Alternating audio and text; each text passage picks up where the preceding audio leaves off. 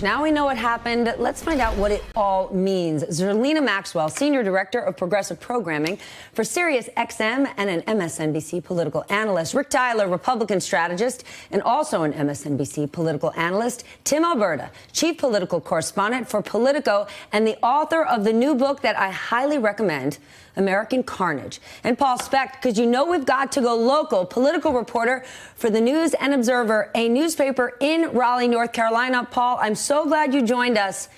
You were in the room. You were at the rally. President Trump's campaign press secretary is now saying he simply couldn't hear the "send her back" chant. You were in the room. Could you hear it? You think he could? I'd say that's not possible for him to have not heard it. We can all see the tape and hear it. It was not just one small group of fans. It was multiple, if not hundreds of people on every side of the arena. It's pretty obvious that it was something that a large percentage of the crowd was leaning into. No pun intended, Rick. The president birthed this. He might not have turned to the crowd and say, hey, let's cue it up, but he created this narrative that led to it. Why do you think he's backing off now? He wrote the script. I mean, this is his play, and he gave them the lines, and they repeated back the lines, and he teed them up to do this. There's no question about that. He went after them very specifically.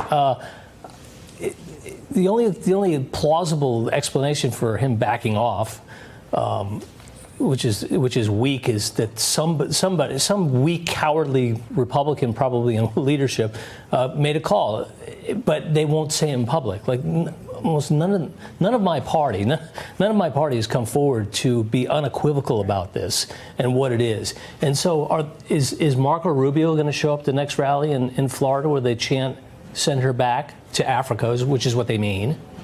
Okay, so in terms of this being a one-off, we know that it's not. And somebody who definitely knows it is Tim O'Brien, Trump biographer. And he writes this morning.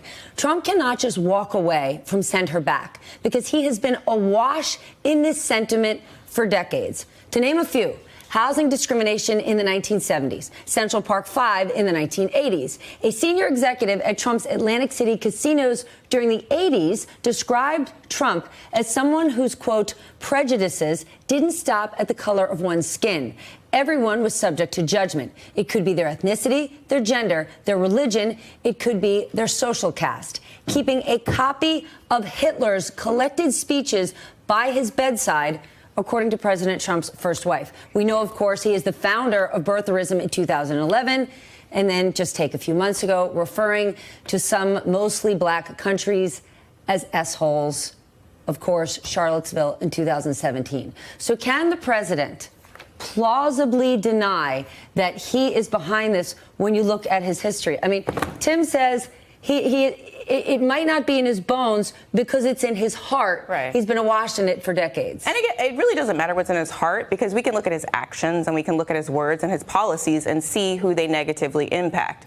Somebody who doesn't have those feelings in his heart is probably not going to cage brown children and then defend that policy as a good thing.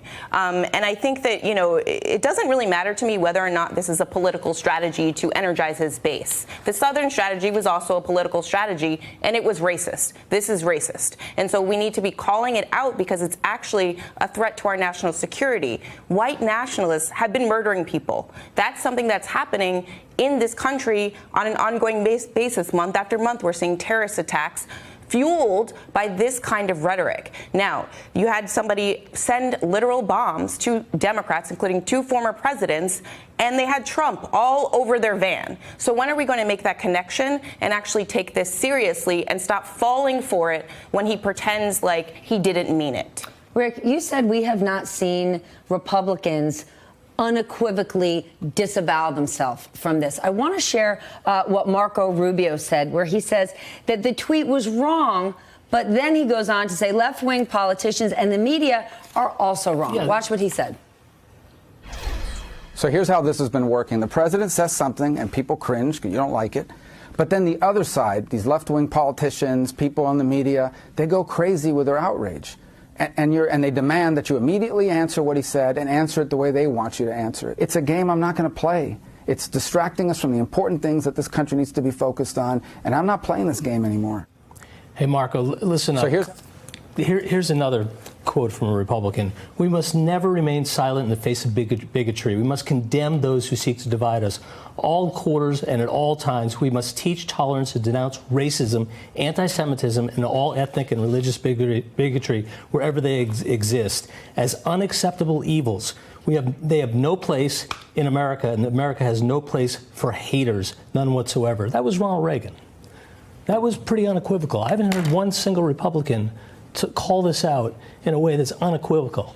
And that used to be my party. And my party is gone because my party tolerates racism now. And racism is not a game. So the idea that in your tweet or your statement about what the president said, you're going to lead off with an attack on the Congresswoman and double down on attacking their policies or, their progressiveness or calling them socialists in the same tweet as you're condemning the racism, that's not how this works. This is about racism. Let's stay focused. And again, this is a broader conversation because you mentioned the Central Park Five. That was in 1989.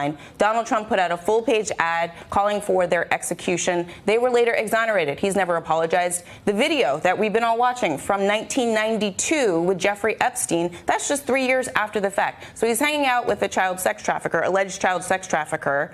3 years after the fact, he's calling for the execution of 5 black men, and he's never apologized. It's not a game. This is life and death we're talking about. It's not a game whatsoever. But, Tim, is it political strategy? Axios noting this morning that no matter what, it is still all about the economy. They spoke to voters in Warren, Michigan, and this is what they found. Quote, some swing voters here told us that even though they hate President Trump's behavior, they'll place more importance on the state of the economy and their personal finance situations when deciding how to vote in 2020. This is Republicans conflating the two issues, saying if you vote with these people who have democratic socialist ideas, you're going to be in a worse financial standing. So are swing voters out there actually listening to that? Kellyanne Conway, the president's senior counselor, who was, of course, his campaign manager in 2016, she has a theory of the case here. And it goes something like this. She says, voters 99% of the time act on not what offends them, but what affects them. That was her theory the weekend of Access Hollywood. She was proven right. She ultimately said, look, people are going to come back into the fold, as disgusted, as repulsed as they may be. They're going to come back in the fold because they're going to ultimately wind up voting not on what offends them, but on what affects them. The president's team still believes that today. My question, when I hear that senior Republican officials are reaching out to the White House, to the vice president, to some of the senior West Wing aides, and expressing their displeasure with this, is it because they are sincerely disgusted by what they're hearing, or is it because they're worried that the president's rhetoric is alienating suburban moderates? Because that's really the important political angle here, Stephanie. For all the talk about the president's base, and you turn on cable news and it's all we hear, the base, the base, the base, the base, the base.